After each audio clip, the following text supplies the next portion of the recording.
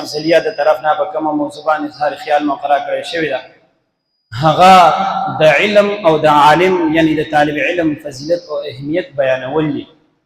محترم طلبه کرامو، تاسو ډیر خوش نصیبه یئ چې الله جل جلاله په دې دور کې د دین اسلام د خدمت او د کلام الهی د یادولو لپاره منتخب کړی. الله جل جلاله په دې فتنې دور کې تاسو د دې کلام الهی او د دین اسلام لپاره منتخب کړی. ځکه نبی علیہ الصلوۃ والسلام فرمایي چې من یرید الله به خیرا یفقهه فی الدین. نبی علیہ السلام فرمایي چاته چې الله جل جلاله د خیر اراده فرمایي هغه انسان ته په دین اسلام کې پوهه ور نصیب کی، په دین اسلام کې ورته فهم ور نصیب کی. د دې خبرې نه دا معلومیږي کنه مونږ او تاسو په دې مدرسه کې ناس یو، مونږ د دین اسلام هغه علم حاصلو، مونږ د قران کریم هغه مونږ خپل سینو کې محفوظ ساتو. نو د دې خبرې دلیل دا دی چې الله جل جلاله زموږ ناراضي دی، الله جل جلاله مونږ سره محبت کوي او الله جل جلاله زموږ ټول سره د خیر اراده فرمایي. بیا که مونږ وګورو د علم اهمیت خو ډیر زیات دی، فضیلت ډیر زیات دی، مقام ډیر زیات دی. خو مونږ به د علم د فضیلت اهمیت مقام دا به مونږ د غزوه بدر د واقعین معلوم کو چې کله د غزوه بدر د معرکه پیش رااله او مسلمانانو د کفارو په منځ کې دغه جنگ رااله، د مسلمانانو او د کفارو په منځ کې پیلنی جنگو چې دغه پیښ شو. نو په دې کې الله جل جلاله مسلمانانو ته فتح ور نصیب کا. په دغه جنگ کې قیدیان د مکه معظمه نیولې شو، دغه قیدیان بیا مدینه منوره شریفه ته راوستل شو. دغه ټیم دستور او قانون داو چې د قیدیانو نه فدیه اخیستل کېده په زیات مقدار باندې، او که فدیه ورسره نه و دغه قیدیان به قتل کړېدل. دغه فدیانو سره فدیه نه و، دغه قیدیانو سره فدیه نه و. د دې فدیه په ځای نبی علیہ الصلوۃ والسلام دغه قیدیانو د لپاره یو تاریخي شرط کېږي. هغه شرط سره چې نبی علیہ الصلوۃ والسلام دغه قیدیانو ته فرمایي چې دیبا د مدینه منوره دغه ماشومانو ګلانو ته یعنی د صحابه کرام اجمعین هغه بچو ته لیکي او پړای خي، دغه قیدیانو لا لیکي پړای ورتلا. دغه قیدیان ما د مدینه منوره بچو ته لیکي او پړای خي، دغه لیکي او پړای دغه قیدیانو د لپاره د ازادۍ قیمت نبی علیہ الصلوۃ والسلام وګرځولو. دین دا معلومیږي چې د نبی علیہ الصلوۃ والسلام یعنی د تعلیم څومره لوی اهمیت دی، د علم څومره لوی اهمیت دی چې نبی علیہ الصلوۃ والسلام د دشمن نه هم د دنیاوی کار پځه د تعلیم کار غسره نبی زګه چې مسلمان د علم د نور نه منور شي. او بیا اسلام چې کوم دی دشمن ته هم د استاد درجه ورکړي ده.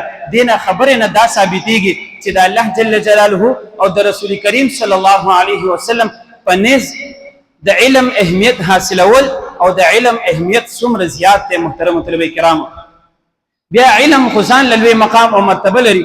بیا چې د علم چا سره پیوست شي او د علم څوک حاصل کی نو هغه شخص به هغه انسان به څومره لوی اهمیت او فضیلت لري. نو محترم کله چې یو انسان د الله جل جلاله د رضا لپاره د خلوص دل صرف د خالص د الله جل جلاله د رضا لپاره د دین اسلام د علم حاصلولو لپاره د کور نوزي دغه انسان لپاره د کائنات ټول مخلوقات استقبال لپاره ودرېږي او دغه انسان ډېر لوی فضیلت او مقام لري. او بیا نبی علیہ الصلوۃ والسلام فرمایي چې کم یو انسان د کور نوزي د علم حاصلولو لپاره او د خالص د الله جل جلاله رضا نیت وي نو دغه انسان د فرشتي په لار کې وزر غوړي او دغه انسان د لپاره په سمندر کې مایان د مغفرت د لپاره دعاګانې غوړي. نو دا یو عام کس ته دا اعزاز نه ملاويږي. د دنیا بادشاہ ته چرته فرشتي وزر نه غوړي، د دنیا یو امیر کس ته فرشتي وزر نه غوړي، بلکې د مدرسې یو وړوکی طالب علم ته فرشتي وزر غوړي او هغه فرشتي په دې باندې ځان ته فخر محسوسي چې ما یو طالب علم ته وزر په لار کې خوري کړی دي. نو محترمو دغه علم حاصلولو سره سره چې انسان ته یو عظیم مرتبه ملاويږي، یو عظیم مقام ملاويږي، دې سره سره انسان باندې یو ذمہواری راځي، دې سره یو انسان باندې ذمہ داری دا راځي چې انسان دا علم حاصل کی. علم صرف کتابونو ویل نه دي، علم صرف یادول نه دي، علم صرف حفظ کول نه دي، علم صرف تکرارول نه دي، علم صرف ځان سره کتابونه جمع کول نه دي. علم اصل مقصد د علم اصل مقصد هغه عمل او ښه کردار دی. داسې علم چې هغه مونږ ته د نبی علیه الصلاة والسلام اخلاق ونښایي، داسې علم چې هغه مونږ ته د نبی علیه الصلاة والسلام محبت ونښایي، داسې علم چې هغه مونږ ته د عشق مصطفی ونښایي، داسې علم چې هغه مونږ ته د الله جل جلاله رضا ونښایي، داسې علم چې هغه مونږ ته د الله جل جلاله نه یره ونښایي. داسې علم زمونږ دپاره فایدهمند نه دی. داسې علم مونږ ته په دنیا کې فایده نه راکوي، داسې علم مونږ ته په آخرت کې فایده نه راکوي، داسې علم زمونږ دپاره نقصان ده دی. داسې علم نه دی الله جل جلاله مونږ او تاسو وساتي.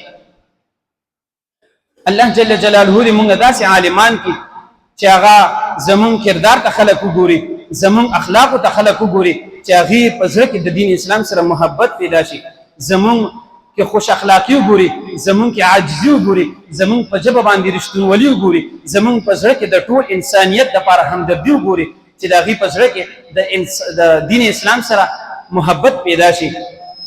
ځکه بیا نبی علیه الصلاة والسلام عظیم اخلاق زمونږ مخې ته پراته دي چې نبی علیه الصلاة والسلام هغه اخلاق څنګه استعمال کړي دي په خپل دغه کې، هغه د ټول انسانیت دپاره هغه اخلاق یو نمونه ده. چې کله نبی علیه الصلاة والسلام د مکې معظمې د کفارو په منځ کې وخت تېرولو، نبی علیه السلام خپل رښتینولي، خپل امانتداري، خپله خوش اخلاقي داسې کړې وه چې کفارو او دشمنانو به ورته هم صادق او امین ویلو.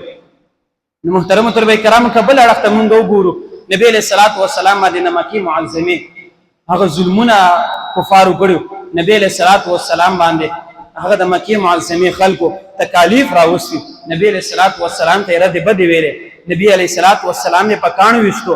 کله چې نبی علیه الصلاة والسلام مکه معظمه فتح کړله، نبی علیه الصلاة والسلام هغه ټولو نه بدله اخیستې شوله، نبی علیه الصلاة والسلام دغه ټول قتل کولی شو، خو لیکن نبی علیه الصلاة والسلام د عظیم اخلاق مظاهره کوي، د عظیم اخلاق مظاهره کوي، او نبی علیه الصلاة والسلام دغه ټول کفار په شریک باندې معاف کړي. ځکه الله جل جلاله په قرآن کریم کې فرمایي چې وانک لعلی خلق عظیم، بېشکه د نبی علیه الصلاة والسلام اخلاق په اعلی مرتبې باندې فایز دي. نو محترمو طلبه کرامو موږ نه داسې عالمان جوړېدل پکار دي زمونږ کردار د خلک وګوري، د دین اسلام سره محبت پیدا شي، او زمونږ ته چې خلک وګوري هغې ته د نبی علیه الصلاة والسلام هغه سنت رایاد شي او د دین اسلام سره محبت پیدا شي. نو راځئ چې په دې عظیم محفل کې موږ ځان سره وعده وکړو چې موږ به خپل پړایې ته، خپل سبقونو ته، خپل موږ حفظ ته موږ داسې توجه ورکړو چې هغه موږ یاد کړو، هغې باندې موږ عمل وکړو، موږ په خپل ځان کې خوش اخلاقي راولو، موږ په خپل ځان کې صبر راولو، موږ په خپل ځان کې موږ ځان له اخلاق داسې جوړ کړو چې بل انسان مونږ نه خفه کېږي نه. ځکه چې د علم نه بغیر انسان په تیارو کې وي. شاعر فرمایي چې علم ہی نور ہدایت ہے یہی سچی فلاح، علم ہی نور ہدایت ہے یہی سچی فلاح، علم کے بغیر ہے انسان اندھیروں کے سفر پر، وما علینا الا البلاغ.